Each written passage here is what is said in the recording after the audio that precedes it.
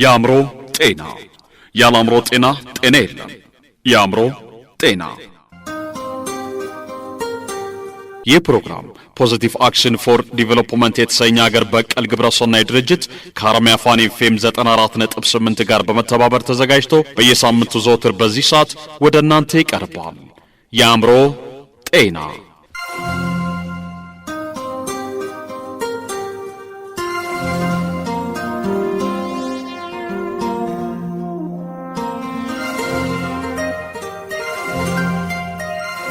ሰላም የምንወዳችሁ አድማጮቻችን እንደምን ሰንብታችኋል? የአእምሮ ጤና የተሰኘው ፕሮግራማችን ከአሁን ሰዓት ጀምሮ ለ15 ደቂቃ ያህል ይደመጣል። ዛሬ ወደ እናንተ የሚደርሰው ፕሮግራማችን ክፍል 10 ሲሆን በባለፈው ክፍል 9 መሰናዷችን ከአእምሮ ህመም ያገገሙ ወይ ደግሞ የዳኑ ሰዎችን ታሪክ ወደ እናንተ ማድረሳችን ይታወሳል።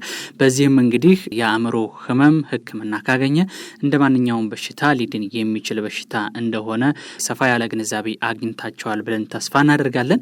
በዛሬው ክፍል 10 ፕሮግራማችን ደግሞ ማህበረሰቡ ስለ አእምሮ ህመም እንደዚሁም ደግሞ ስለ ህመምተኞች ያለው ግንዛቤ ምን ያህል ነው የሚለውን የምንመለከት ይሆናል። ለዚህም የአእምሮ ህመምተኞችን ከሚንከባከቡ በጎ ፈቃደኞች ጋር ቆይታ አድርጋለሁኝ። አብራችሁኝ ዝለቁ።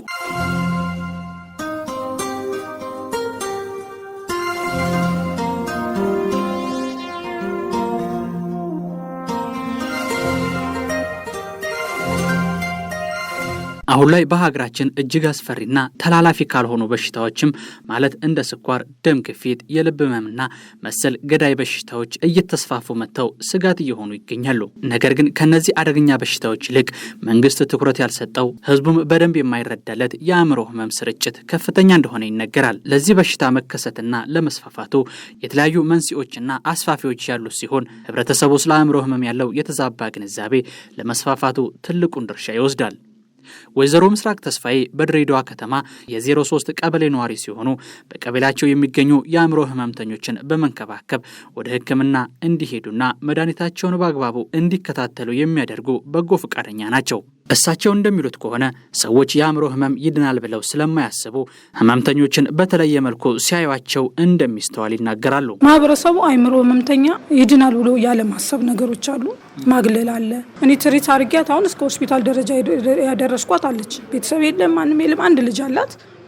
ምንድነው ታስባለች፣ ምን ትላለች፣ በቃ ብቻዋን ለብቻዋን እንትን ትላለችና ቤቷን ጥላውላ ውጪ እስከማድረግ ደርሳለችና ምንድነው እቺ ልጅ ያበሏታል፣ ትንሽ ይወረውሩላታል የምትበላውን ነገር። ግን ለምንድነው ቤት ማታድሪ፣ ምን ሆነሽ ነው? ከዛ ደግሞ ያለውን ነገሮች አይዞሽ እኛ አለን የሚለው ነገር ብዙ አይታይም። የማባባስ ነገር አለ ወይ ጀመራት እኮ የመሸሽ ሰላምታ፣ ለእግዚአብሔር ሰላምታ እንኳን እንደ ሰው የማይቆጥር እንትን አለ። በቃ እኮ ብቻዋን ስትተከስ ከትካዜዋ የማውጣት ነገር ስታጫውታት የሆነ ስታነጋግራት ያን ነገር የማቋረጥ ነገር አለ። ከዛ እንኳን የሚያግዳቸው ሰዎች የለም። እንዴት ነው የሚያባብሱ ነገሮች ጀመራት እኮ እቺ ንክነች እኮ ጠሽነች ምናምን ራስ በራስ መነጋገር ይጀምራል። ያ ደግሞ ለነሱ ያስጨንቃቸዋል።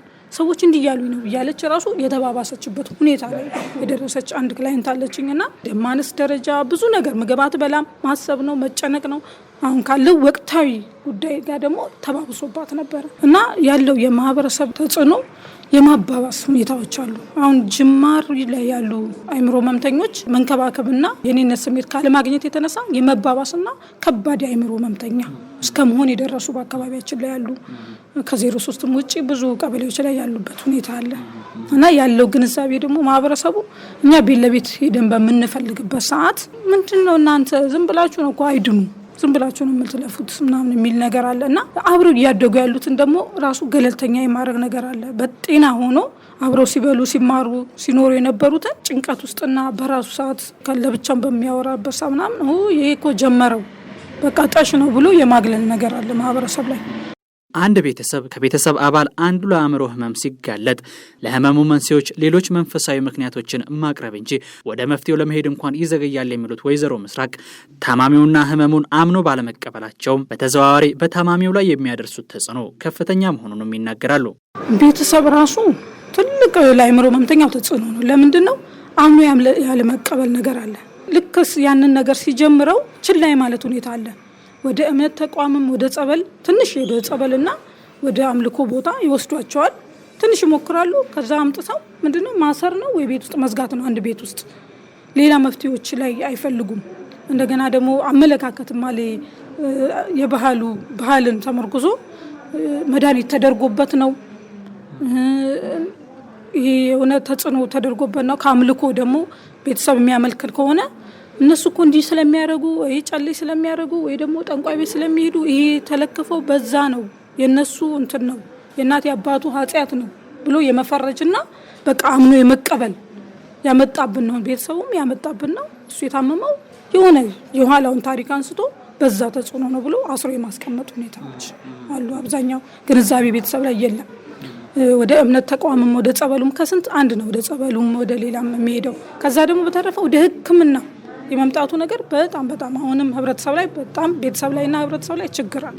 ካለው የግንዛቤ ጥረት የተነሳ ህብረተሰቡ የአእምሮ ህመም ህክምና የሚሰጥባቸውን ተቋማትን እንኳን የሚያውቀው በጣት የሚቆጠሩትን ብቻ ነው የሚሉት ወይዘሮ ምስራቅ፣ በዚህም የተነሳ ቀላል የአእምሮ ህመም ያጋጠማቸውን የቤተሰብ አባላቸውን የሚወስዱት ወደ እነዚህ ተቋማት ብቻ ነው ብለዋል። ይህ ደግሞ በታማሚዎቹ ላይ የመገለል ስሜት በመፍጠር ከህመማቸው ከማገገም ይልቅ ጭራሽ ያባብሰባቸዋል ሲሉም በጎ ፈቃደኛዋ ይናገራሉ። እኔ ቤት ለቤት በሚሄድ ሰዓት መንገድ ላይም እንደዚህ ሳይ ተከትዬ ቤተሰብን በማናገር ሰዓት እንደገና ኖርማልም አይምሮ መምተኛ የሌለው ቤተሰብ ላይ ሻይ ቡና ጠጡ ምናምን እድር ላይም እንዲሳነሳ አንድ የሚጠሩልን ሚሽነር ኦፍ ቻሪቲ ነው። በቃ የተሰየመው እብድ ነው። የአይምሮ መምተኛ አይሉልን። የእብድ ማከሚያ ሚሽን ኦፍ ቻሪቲ ነው። ሴሮ ዋጋ ነው የሚሉክ አብዛኛውን። እኔ አሁን ሴሮ ዋጋ የሚጠቀሙት ሁላ ከማራቆ የተነሳ የመድኃኒት ጋፓቸውና ማቋረጥ ነገር ስለገጠማቸው እንዲማለኩ ድል ጮራም አለ ጤና ጣቢያ 02 ጤና ጣቢያ ሳፒያንና ለጋሬ ጤና ጣቢያ ድል ጮራ ህክምና እንደሚያደርግ ነገርያቸው እንዲማለ ብሎ ወደዚህም የመምጣት ብዙ ግንዛቤ የለውምና ይሄ ነገር በሚዲያ ራሱ በጣም አናውንስ ቢደረግ የት መታከም እንዳለባቸው እንደገና ለአእምሮ ህመምተኛ ምን ማድረግ እንዳለበት ማህበረሰቡና ቤተሰቡ ቢያውቅ ጥሩ ነው እላለሁ። አሁን እንደ ሴት ያልኩ በስሬ ወጣት ነች።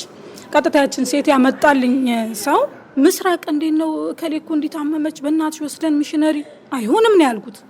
ሚሽነሪ የምትገባ ለዛ ብቁ አይደለችም፣ ገና ነች።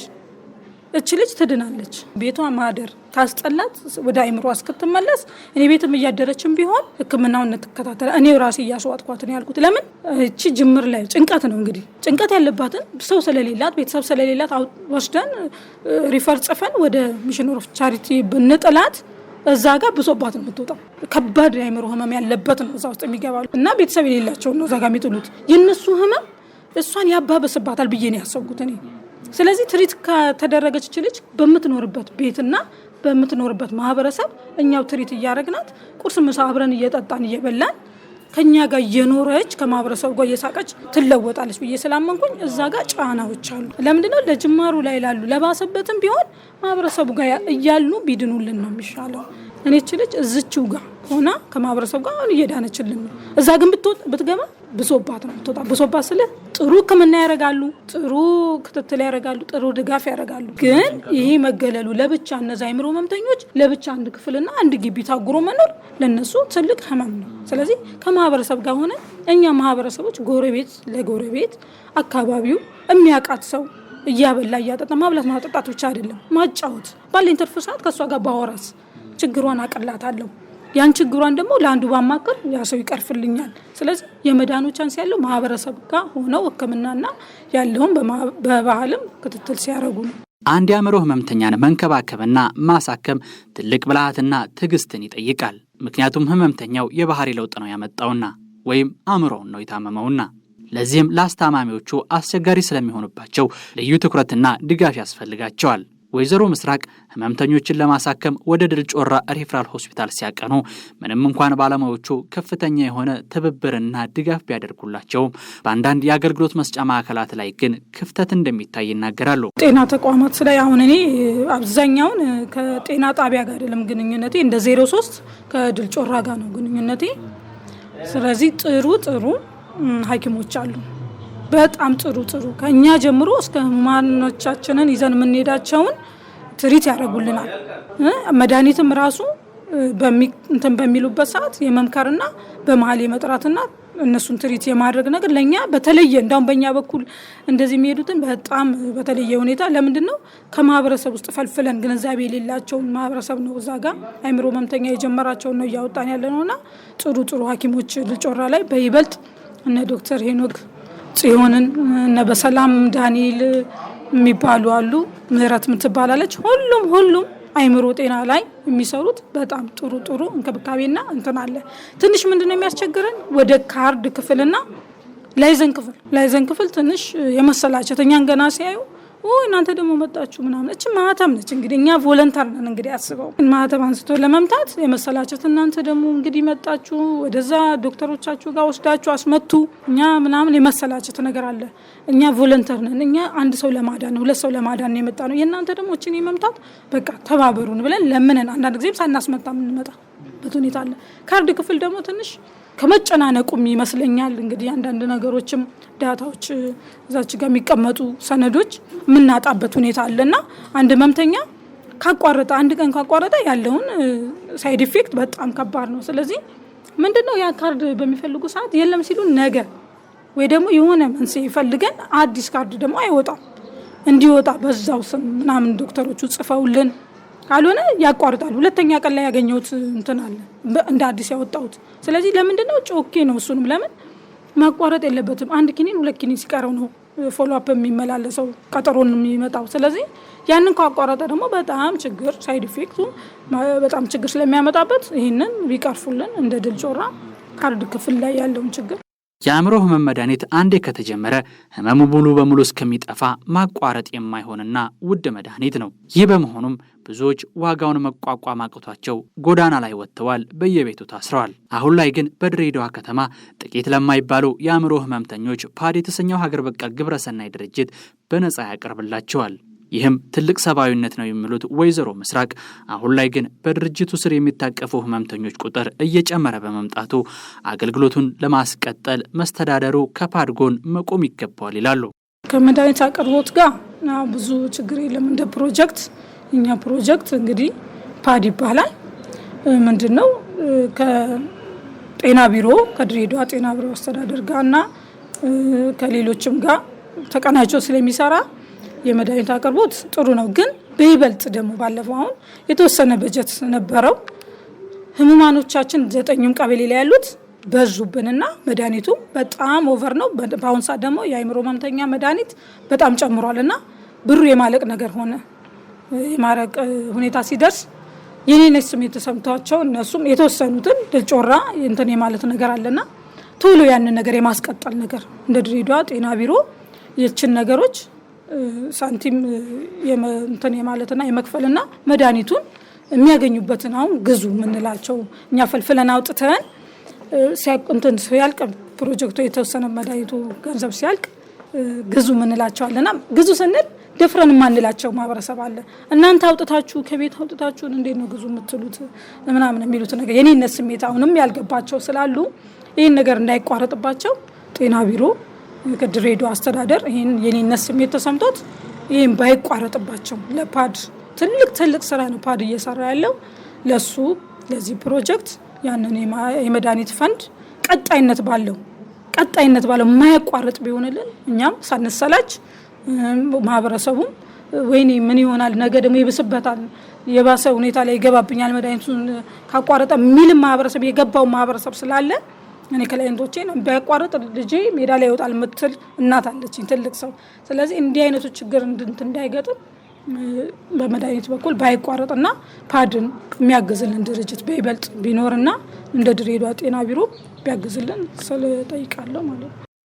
ወይዘሮ መሳይ ከበደም በድሬዳዋ አስተዳደር በ08 ቀበሌ ውስጥ የአእምሮ ህመምተኞችን በበጎ ፈቃደኝነት ይንከባከባሉ። ከዚህ በፊት ማህበረሰቡ ስለ አእምሮ ህመምተኞችና ስለ በሽታው የተዛባ ግንዛቤ የነበራቸው የሚሉት በጎ ፈቃደኛዋ አሁን ላይ ግን አመርቂ ነው ባይባልም ለውጦች እየታዩ እንደሆነ ይናገራሉ። ማህበረሰቡ ያው እንደ ሌላ ማህበረሰብ ክፍል ነው የሚያያቸው የነበረው። ምክንያቱም ምንም ነገር አእምሮ ህመምተኛ ደጅ የሚሮጡ አሉ፣ በቤት ውስጥ የማይቀመጡ አሉ እና በቃ የተለዩ ነገር አድርገው ነበር የሚያዩቸው። ግን እኛ አሁን በዚህ ስራ ውስጥ በዚህ ፕሮጀክት ውስጥ አቅፈን እንደሚዳን የአእምሮ ህሙማን ድነው ወደ ተፈለገው ወደ ተፈለገው አቅጣጫ ወደ ሙሉ ሰውነታቸው እንደሚመለሱ የግንዛቤ ማስጨበጫ ከመስጠት አንስቶ እስከ መጨረሻው ድረስ ታግለን መድኃኒት በትክክለኛ እየወሰዱ ብዙ ለውጦችን እንደሚያመጡ አሳይተናል። እኛም የማህበረሰቡ ሰራተኛ ማለት ነው እና በማህበረሰቡ ዘንድ በቃ በጥሩ አመለካከት አልነበራቸው እና አሁን ግን የተቀየሩበት ሁኔታ የአእምሮ ህመምተኞችን በመንከባከብበት ጊዜ ሕክምና ስለሚገኝባቸው ተቋማትና ስለበሽታው ግንዛቤን እንሰጣለን የሚሉት ወይዘሮ መሳይ አሁን ህብረተሰቡ ያለበትን ብሽታ ለማጥራት ወደ መጠየቁ እየመጣ እንደሆነና ይበል የሚያሳይ ጅማሮ መኖሩንም ይናገራሉ። ማህበረሰቡም ታች ወርደን በመናስተምርበት ሰዓት ያው የአእምሮ ህሙማን በተለያየ ሆስፒታል እንደ ድር ጮራ ጤና ጣቢያ ሚሽነሪ ቻሪቲ የተለያዩ የጤና ተቋማት ላይ ይሄ ፓድ የሚባለውም ድርጅት እንደሚሰራ ነግረናልኛ። አሁን ለምሳሌ እኔ ሰፈር ውስጥ በምሰራበት ሰዓት የት ነው የሚገኘው ህክምናው? አሁን እንዳልከኝ ከሚሽነሪ ቻሪቲ ኦፍ ድርጅት የት ነው የምትሰጡት? ፓድስ የሚባለው አገር በቀል ድርጅት ምንድነው እየሰራ ያለው? ማለት በነፃ ነው የሚያሳክማቸው ወይንስ እንዴት ነው ብለው የሚጠይቁኝ አሉ። እና በተለያየ የጤና ተቋማት ላይ እንደሚሰጥ ደግሞ በዛውም የግንዛቤ ማስጨበጫ እየሰጠን ነው የምንሄደው። አሁን ላይ እኔ በማሳክምበት የለገሃሪ ጤና ጣቢያ ላይ ክፍተቶች አላጋጠሙኝም የሚሉት በጎ ፈቃደኛዋ ወይዘሮ መሳይ ከበደ ለአእምሮ ህመምተኞች የሚደረገው ድጋፍ በዘላቂነት እንዲቀጥልና ትውልድን መታደግ እንዲቻል ታስፈለገ አስተዳደሩ በሁሉም ዘርፍ ፓድን ሊደግፍ ይገባዋል ይላሉ። ስጋት ያለኝ ምንድነው ወደፊት አሁን እነዚህ ይሄ ፕሮጀክቱ ጨርሶ ሲወጣ እነዚህ ታማሚዎች ምን ላይ ነው የሚወድቁት? ይሄ ነው ስጋት ያለኝ ለወደፊቱ እንጂ በጣም በጥሩ ሁኔታ ነው እኛ እየሰራን ያለን። የእውነትን ነጋገር ከተባለ በተለይ ለውጥ ያጡትን ለውጥ ያልነበራቸውን እንደዛ ሲሮጡ ምን ሲሉ የነበሩትን በጣም ለውጥ አምጥተው ቆመው ሳይ እኔ በጣም ከዚህ በላይ እርካታ ምንም ነገር የለም እና ፓድ በጣም ከሚገባው በላይ እየሰራን ያለው አሁንም አጋዥ ድርጅቶችን ቢያገኝ ወደፊትም የሚቀጥል ፕሮጀክት ነው የሚመስለኝ። እንደገና ፓድ ድርጅትም ከምንም በላይ እኔ ዛሬም ነገም የእውነት በጣም ማመስገን እፈልጋለሁ። አቶ ግርማ ከኛ ጋር እኩል እንደገና የማህበረሰቡም ሰራተኞች እዛ ውስጥ ያሉት እኩል አብረውን እኛ ላይ ብቻ የተወሰነ ስራ የለም። አብረውን እየተከታተሉ ሰፈር ለሰፈር አብረውን የሚሰሩትንም እነሱንም ማመስገን እፈልጋለሁ። አድማጮቻችን የዛሬው ፕሮግራማችን ያደመጣችሁትን ይመስላል። የፕሮግራሙ አዘጋጅና አቅራቢ ሄኖክ ዘነበ አብሬያችሁ ነበርኩኝ። ያለ አእምሮ ጤና የለም። ሰላም።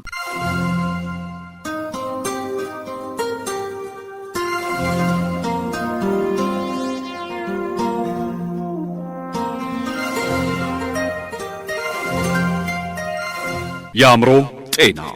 ያለ አእምሮ ጤና የለም። የአእምሮ ጤና።